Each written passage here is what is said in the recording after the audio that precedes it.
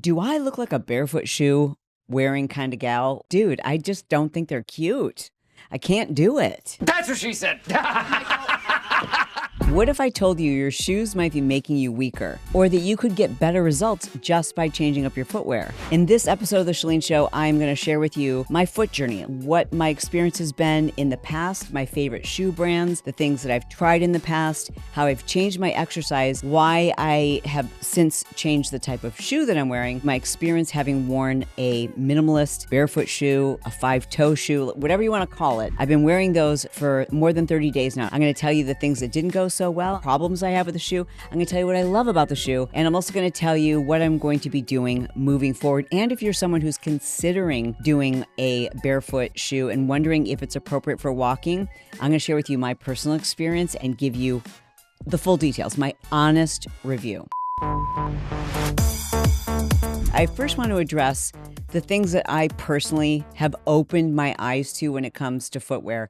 And I'm kind of, again, almost embarrassed that I've let my vanity stand in the way of getting better results. So I taught fitness classes in the 90s and then in the 2000s when we did high impact aerobics. And I constantly suffered from plantar fasciitis, ankle pain, stress fractures, shin splints, you name it. I was constantly limping. And that was all high impact. I assumed that that would eventually go away after I stopped doing high impact. And I dealt with plantar fasciitis for years. The only thing that kind of gave me relief was learning to do some self-massage, basically, getting orthotics, and then just being like super duper careful and paying attention to my body, any type of impact whatsoever that I would do. And a couple of years ago, I started taking up, well, it's almost been like 2 years now, I started taking up walking and walking a lot. And I ditched the high impact workouts. I ditched the high intensity workouts, and I was still wearing the same shoes. I was still wearing my running shoes.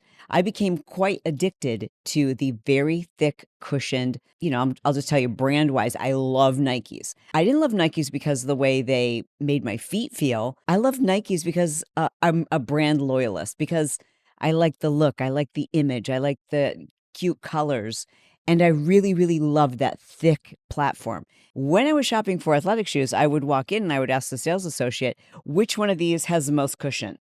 And that's the one I wanted. Like the more springy and the more cushiony, the less I could feel the ground, the more excited I was about buying the shoe. And I didn't draw the conclusion, I didn't make the correlation that I always was having problems with my feet.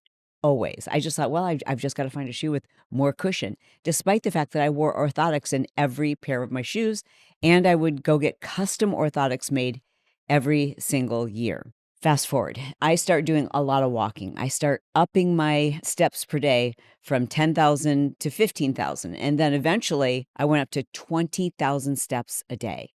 And I've detailed that whole journey. In fact, if you're someone who's trying to get more steps, you're trying to figure out how to like incorporate and really get the most out of a walking program, I'd love to invite you to be a part of one of mine. Depending on when you're watching or when you're listening to this, I am doing a free walking challenge in February. It's a 2-week challenge, and I'm going to literally walk you through the process. I've created audios you can listen to every single day.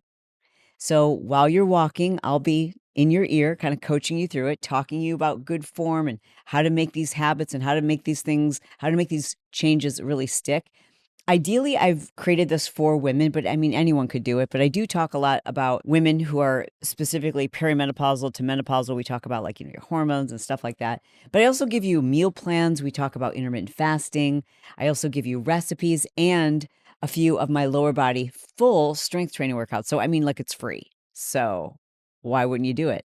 You just go to myselfagain.com. I'd love to have you join us if you're listening to this and there's still time to sign up. When I started doing the, longer step counts, really getting in more steps, I stopped sitting down as much. And I talk about this in my challenge. I've talked about this in previous episodes too, of how like I really started focusing on more movement, but not intensity, right? So I stopped running completely, but I was really getting in more steps.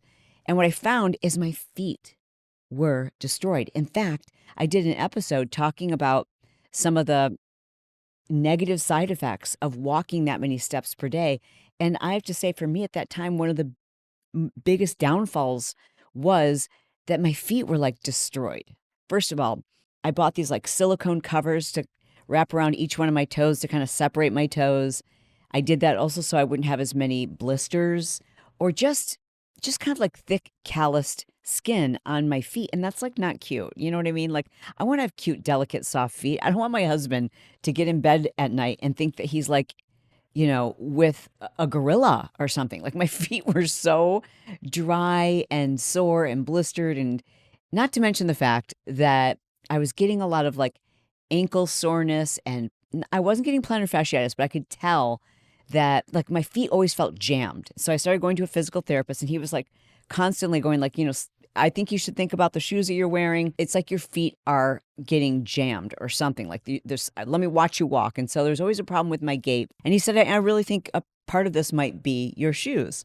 Then I was talking to another friend who's like, why are you wearing those super thick shoes? Now, this is a person who is a big fan of the barefoot shoe trend.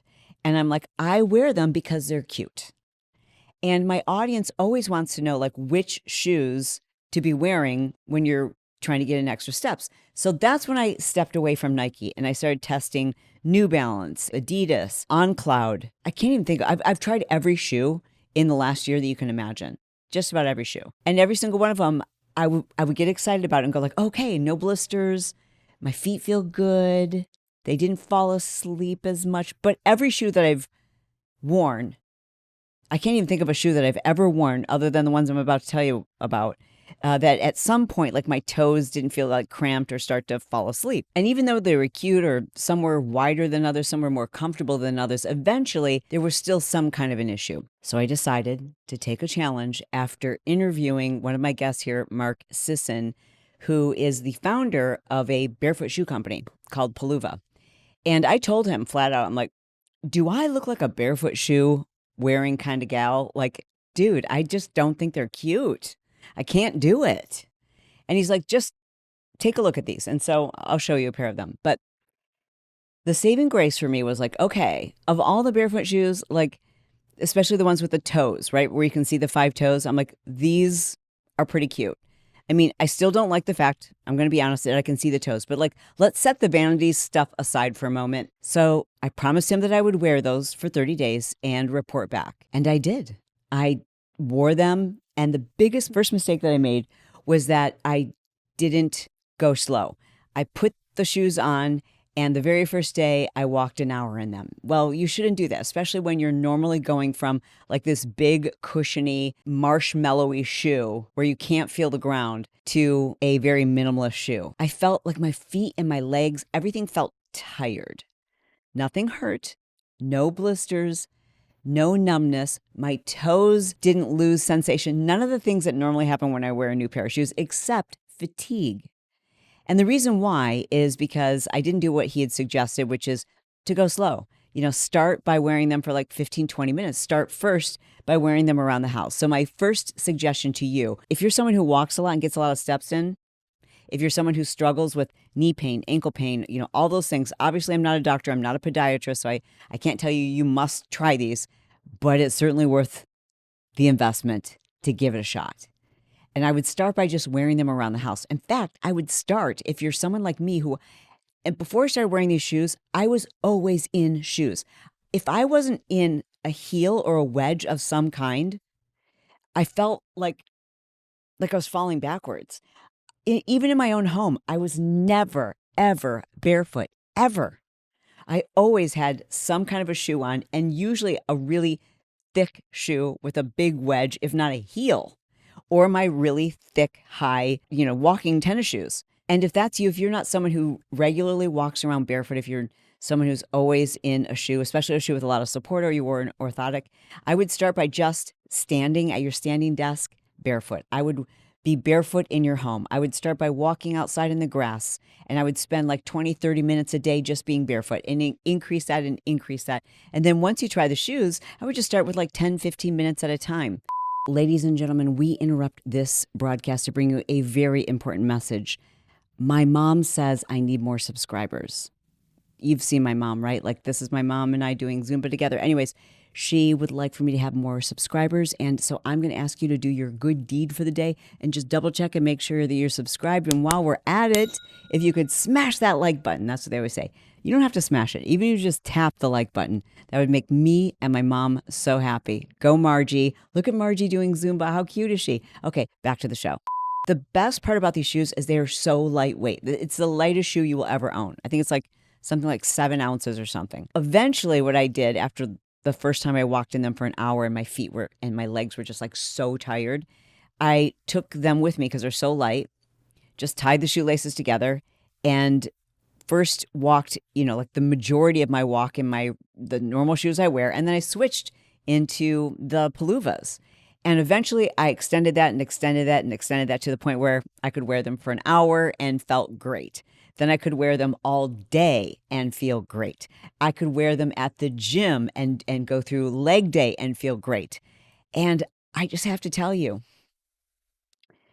after a week, I knew that my feet were better. My ankles were better. The mobility and the flexibility of my Achilles, which had been a problem, like I'm always working on my mobility. And there are certain things like I just felt like my Achilles were so tight. There are certain things I was working on with mobility that I would notice I'd have to take off my shoes in order to do these mobility drills. But in my socks, I didn't feel as comfortable and I didn't feel like my feet were like strong enough. So within a week, I started noticing my feet felt stronger. Within a week, I noticed my feet and ankles didn't feel jammed anymore. And I know this is all anecdotal. I'm just telling you my personal experience. I'm also telling you I did not want to like them. Because, again, sorry, no offense if you love them, I just didn't think they were cute. There's a type. And I know I'm going to catch some grief for saying this. I know, but I have to be. Do I look like the kind of girl who would wear barefoot? Do I look like the kind of girl who would wear Birkenstocks with socks? You see what I'm saying? Like my style is, shall we say, it's like a mix between a housewife hooker and Dolly Parton. You know what I'm saying? Like you think you're going to see Dolly Parton in a pair of Peluvas or a pair of toe shoes or a pair of Birkenstocks? No, you're not going to.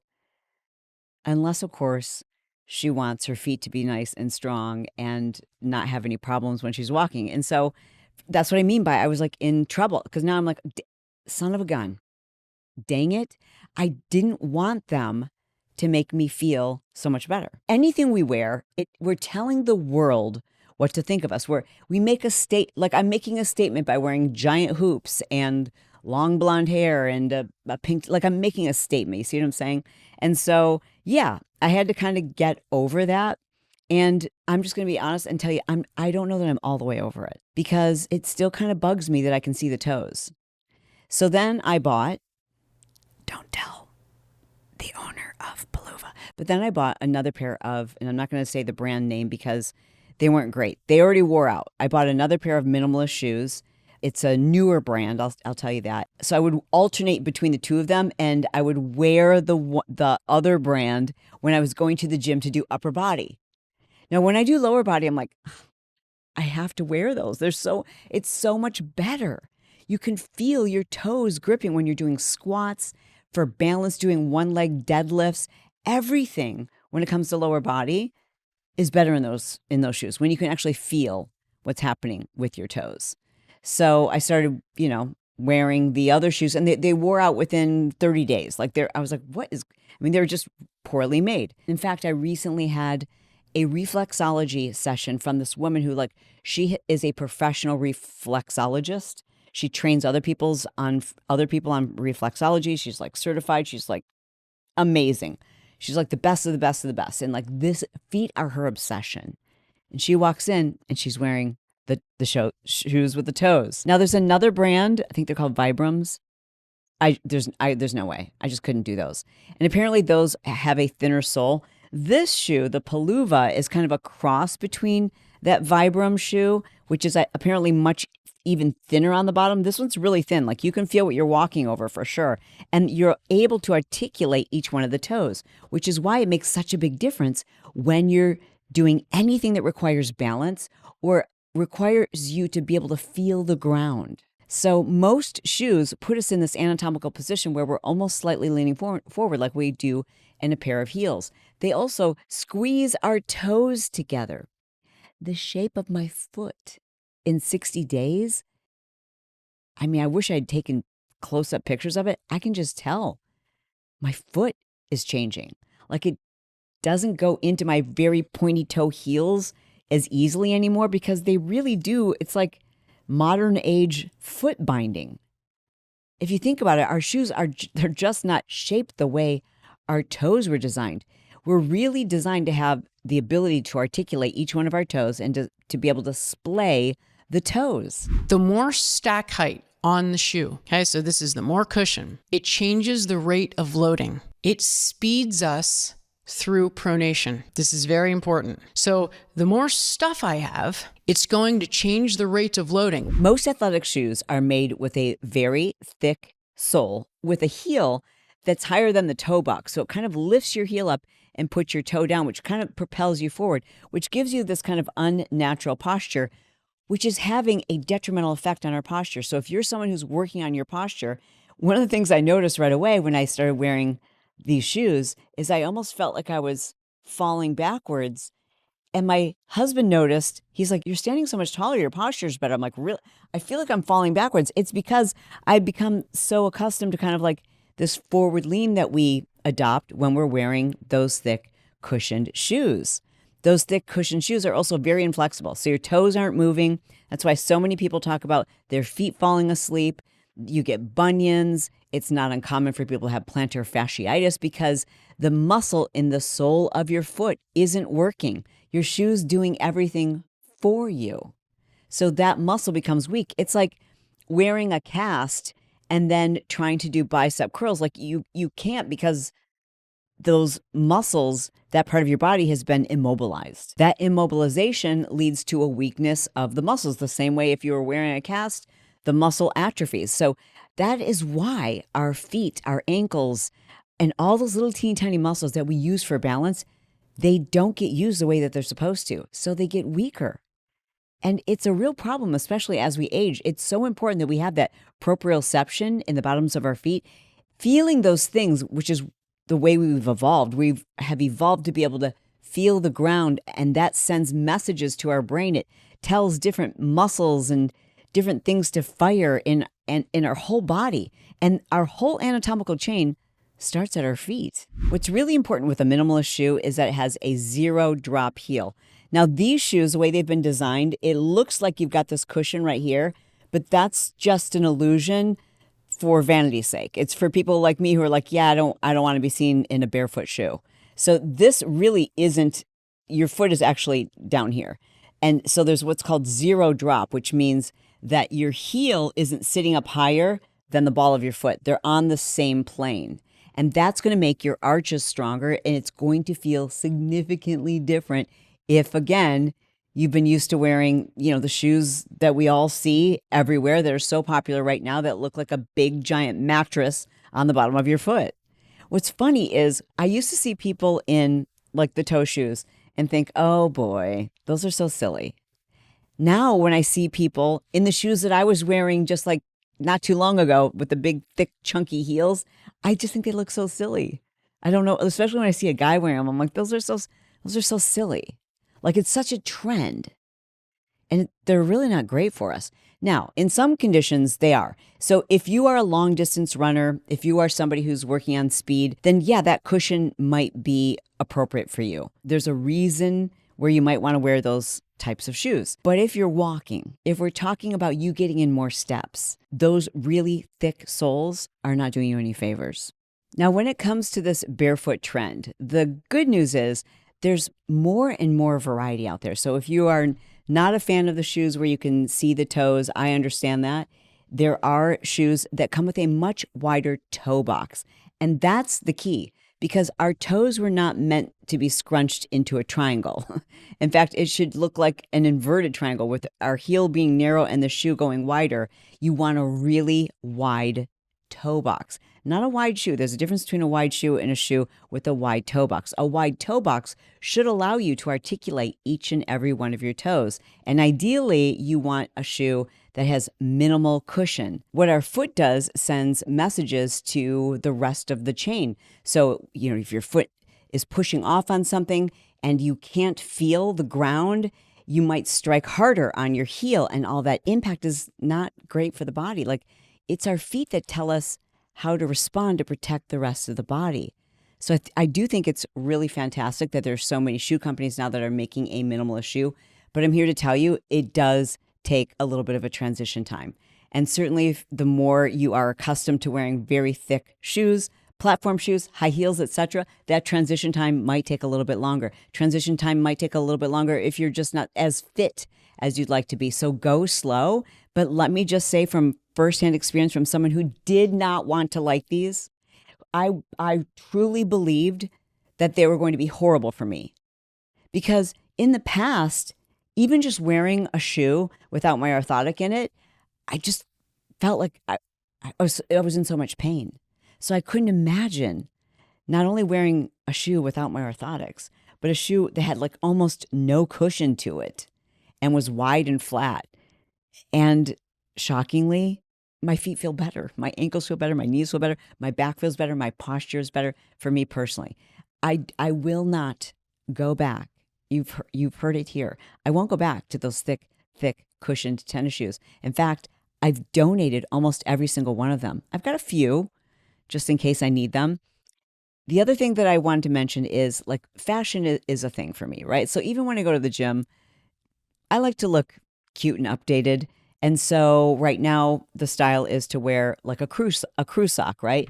With these, they do sell socks that have the individual toes in them, but not the socks that I want that have like the stripes around the ankle, like the old school, like crew socks with the, like an athletic sock with the stripes. Well, with these, because I couldn't find those with toe socks in them, I just took my regular socks and I cut off the toes. I cut off the tip of the sock so I could still look cool when I was wearing these at the gym. And I mean, look at them. They look like a regular shoe for the most part. It's only you when you're looking down at your toes that you're like, oh yeah, they're toe shoes.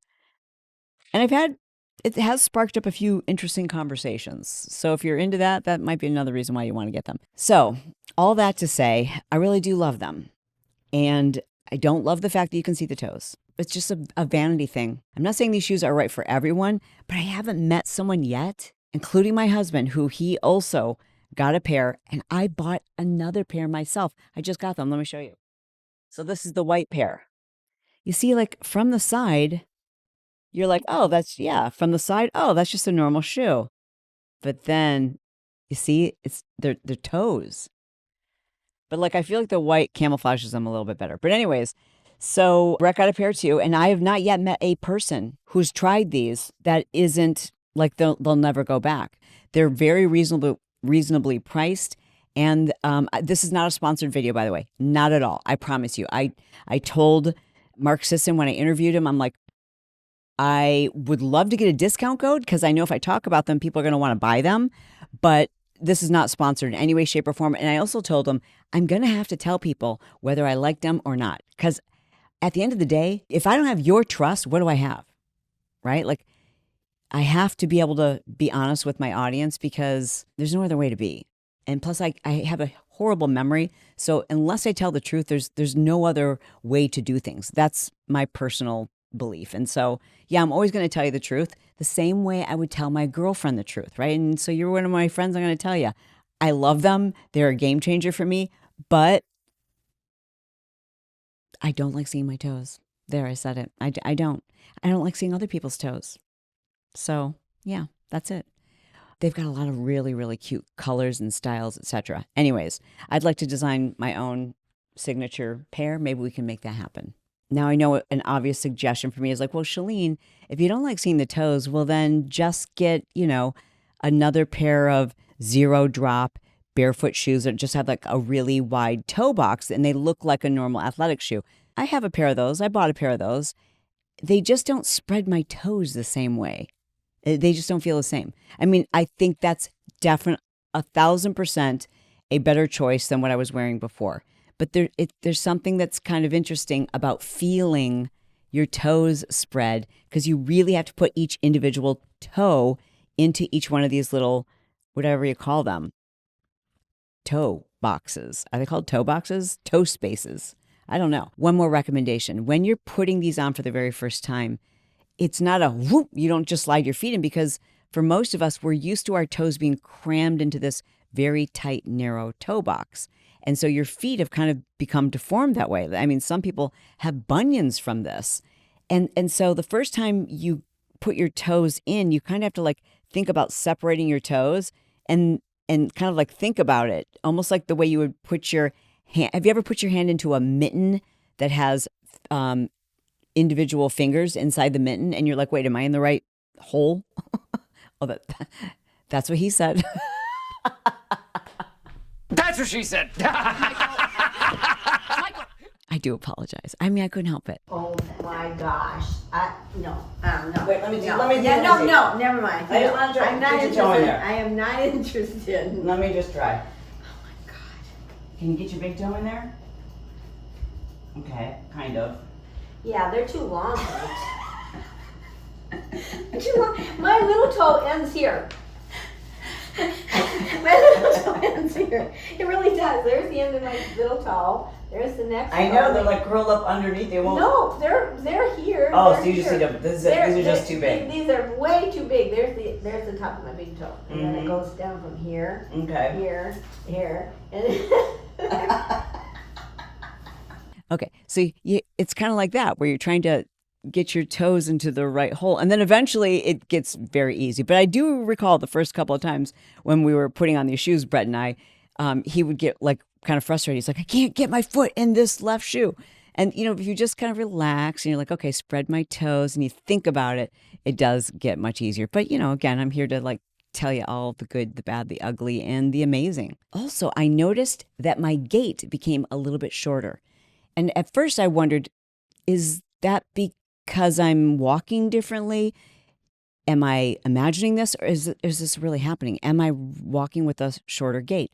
So then I did a little bit of research, and yes, apparently that is the case. When you are walking barefoot, you tend to have a shorter, quicker gait, because in the big, thick shoes with the high heel at the back, that big, chunky spot in the back kind of propels you forward. So it gives you this natural spring where you're not using your muscles. So I do feel like I'm using my muscles more. I feel like it's hard to describe until you've tried it. You know, I guess it's kind of like walking barefoot, but for a long distance, which most people just don't do. And it feels really, really good. So yeah, my gait, I think, is a little bit shorter. I don't think it has slowed down my speed, but that shorter gait means I'm getting in more steps. And that's the one thing I did notice. I'd take a 1 hour walk and I was like, wow, that's crazy. I got more steps in, and I normally know exactly how many steps I'm going to do on this hour trek that I do. And I'm like, I wonder if my ring is tracking inaccurately, but it's because I was taking shorter steps with the barefoot shoe. So do I love the Peluvas? I do. I think they're fantastic. And I really do think if you're someone who's working on getting in more steps, someone who has any kind of ankle, knee, foot, plantar fasciitis, you're working on your posture, you should give them a try. And don't forget, if you want someone to get you started and to help guide you and keep you accountable while you're developing this new walking habit, and maybe even improving your sleep, improving the reduction of stress in your life, learning how to eat an anti-inflammatory diet, and figuring out like what's the best way to basically get control and harness your hormones, I would love to invite you to join us. Assuming that our challenge is still open, it's free. You can just go to myselfagain.com. Hey, thanks so much for listening or watching this edition of The Chalene Show. I love you. I mean it, and I'll talk to you soon. Bye.